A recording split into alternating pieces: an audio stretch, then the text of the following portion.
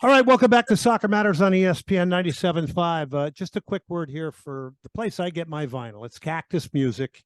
It's one of the best spots in town. You go in there, you talk to Quinn. If you're interested in collecting vinyl and that's your thing, it is such a cool place to hang out. It's Cactus Music. And as always, we appreciate their support of the show and gives us an opportunity to bring on Dynamo defender. He is Griffin Dorsey. Griffin, thanks for coming on tonight. Yep, thanks for having me. All right, you had a couple days off. Dramatic, emotional series, very tight against Real Salt Lake. Just give us an update now that you're back in training, you know, kind of where you and the guys are and where you are mentally here ahead of Sporting Kansas City. Yeah, I think it was a really big result for us. It was a really big result for the club, and I think that stepping away for a couple days after the emotional ending that series had was definitely needed. But I feel a sense of rejuvenation within the group after those days, and really understanding that, you know, we got 3 more games to go. Griffin Dorsey joining us, Dynamo right back. The 5th penalty. Maybe, you know, I've seen some things out there about it and you taking it. Can you just kind of take us through that again and then stepping up there and, you know, this is an iconic moment for the club and you as a player. Yeah. You know, I think that a lot of things had to go the way they went for the penalty to be such a memorable one for myself and for the club. You know, you look at the guys that made big plays like Steve Clark before the penalty kick, and you know, guys who went through it and made the penalties and were the group that was supporting us on the field, off the field, and everything.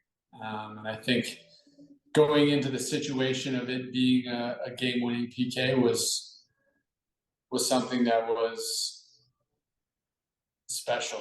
And I think when I saw it hit the back of the net, it gives me chills to think about still. Yeah, it was fantastic celebration, fantastic moment. He is Griffin Dorsey joining us here tonight. All right, tell me the difference between the playoffs now. Is it more elevated? Is there less time on the ball? Is there less opportunity for you to get forward? Is there a difference in what was going on prior during the regular season to now? Is there an extra yard now that people are tighter on you? Can you feel that change in the playoffs? Yeah, I mean, I think it'd be naive to say that the playoffs aren't different. There's something different, and it's a feeling. It's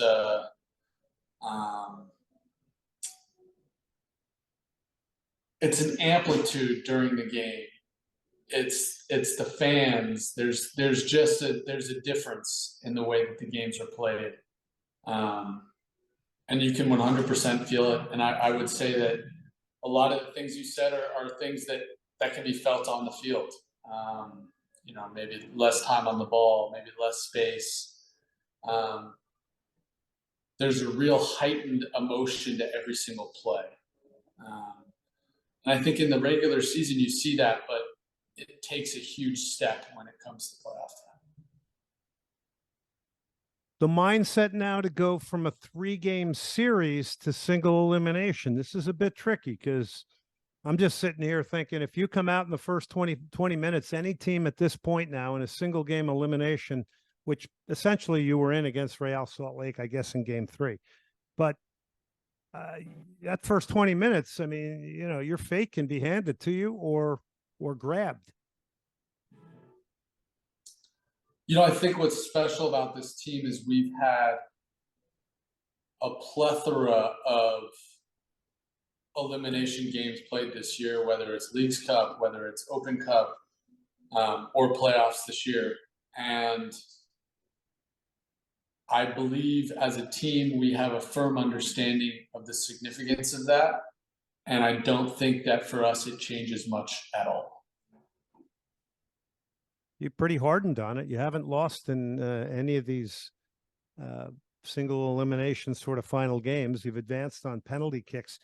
Did you ever think in 6 matches against Real Salt Lake you wouldn't lose a game? That's a lot of games against that. That's kind of like back when I played in the 80s and you played each team 8 games because there was only 6 teams. Um, that's a lot of games against one team. Yeah, that is a lot of games. I knew it was 6, but when you sit and you actually contemplate the fact that it was 6, it's kind of astounding. Did let me just move it to this and Sporting Kansas City. You may not have been here for some of the early Sporting stuff, but do you feel that rivalry with Sporting Kansas City here? Do you feel that from others, fans, players, former players? Do you feel that? Because I think most people believe the real rival of the Houston Dynamo is not FC Dallas, but it's Sporting Kansas City. Yeah, I mean, I would say that at this point, especially with Sporting Kansas City being our next opponent, with a game as significant as this, any team we matched up against, it would feel like our biggest rivals coming into Houston and playing at our home for the opportunity to go to the conference final. I mean, that's going to be a rivalry game, whether it's a rival or not, in my opinion. That's about as good an answer you could give, I think. That was a great answer. I like that. We're talking to Griffin Dorsey, Dynamo defender, outstanding season. Things took off from the right back position. So look, in the offseason, anybody who's being truthful is saying, okay, Franco Escobar is being brought in to be the right back. You emerge, you bring width. Franco goes to the left side. And as much as we laud you for what you've done, it's been exceptional. I also made the point the other day that this is not easy for somebody that's predominantly right-footed to play the left back position. And I know you've done that too. Take us into that, because Franco from that position has to play it a little bit differently. And that's not an easy thing to do. And I'm not sure everybody understands that. You know, I don't know if we've ever had the conversation about Franco. But anybody I talk to, I have the utmost respect for Franco as a player. You know, even going into this last game, I mean, he's an absolute warrior. He's someone you want on your team. He's somebody who, when it comes to game time, he's going to give you everything that he's got. And I think Houston has seen that time and time again this year. And I think when you look at him as a left back and being able to make that transition as seamlessly as he did, playing the position he does on a side he's not maybe 100% normalized to, you know, it's pretty special. And it's something that even as myself, I watch that and his ability to be, what would be the word, flexible in his positioning and flexible in the way that he plays is something super special and something that I've even learned from this year. Two great outside backs, Franco Escobar and Griffin Dorsey. Griffin Dorsey joining us tonight on Soccer Matters, ESPN 97.5, presented by the Daspit Law Firm. All right, so it's a pretty obvious one, but one of the big talking points ahead of this game, Logan Ndembe, who's been on fire in the playoffs for Sporting Kansas City, 2 goals. I'm pretty sure you played against him back in September, right? On the 23rd. This is a guy that was playing very well for them, did his ACL, actually played 44 minutes on a torn ACL. Looking here from the outside, the likelihood is we're hearing Tim Leibold, who's played in Germany. I mean, Graham Zusi's an outside back, not knowing who's going to be there. We do know Ndembe is going to be there. Is this a case where you're looking at some of these other outside backs and the way they play the game? Will you study that player before everything happens in this upcoming game? Because this is a matchup. And it's to me, it's a big talking point. Yeah, I mean, I think that you go into any game and you have players that you've pointed out as your game within the game competition. You study film, and you know, having a bit of a question mark on who that player is going to be is just widens the range of players to look at and players to watch. But when it comes to our support staff and our coaching staff, they give us all the resources we need to make sure we're up to speed and understanding to the best of our knowledge what our opponent's going to look like.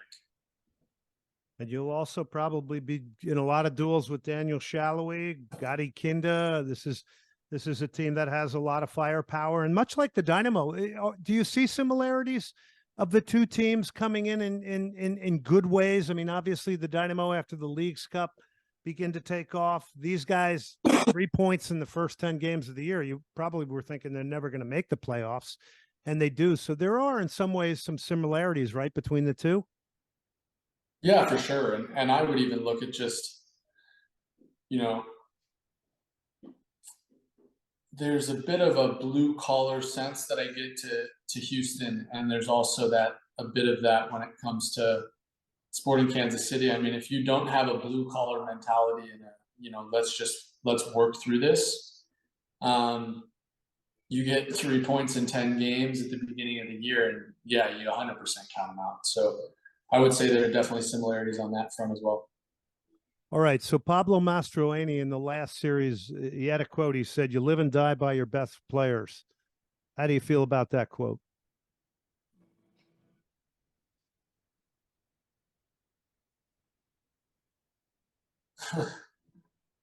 Yeah, it's interesting. I would say that it's a team sport, and 100% you need your best players. And you look at us this year, and you look at the way Hector has been, and how significant that is for us. You look at Coco Carrasquilla, Artur,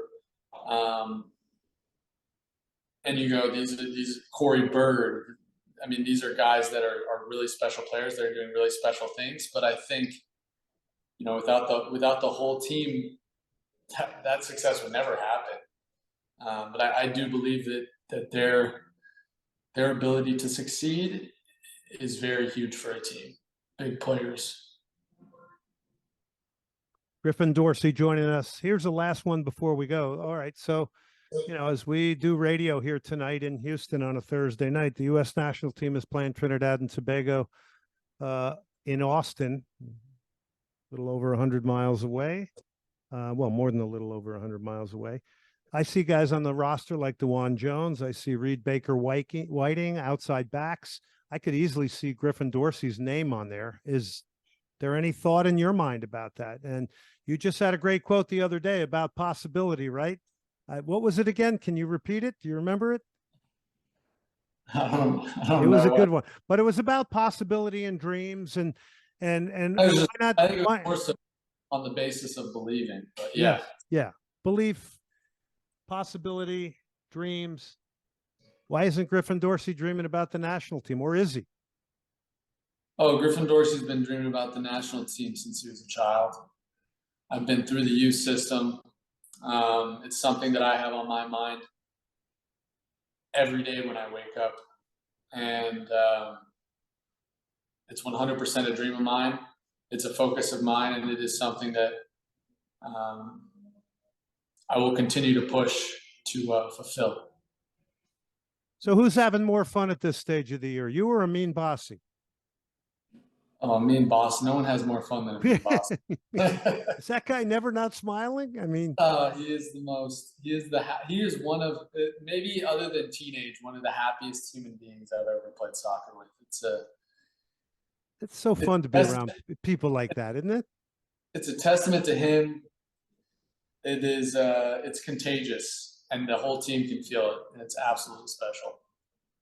Griffin, special season for you. Keep it going. Thank you very much, as always, for coming on. Every time I request, you come on the program, and I appreciate that, and everybody for helping make this interview possible. So thank you very much. Best of luck.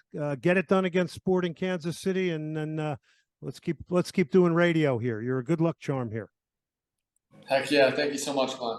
All right. That's Griffin Dorsey, Dynamo defender. He's been absolutely outstanding. In my humble opinion, a big piece why this team has changed directions after and in and around the Leagues Cup. We'll take a break here.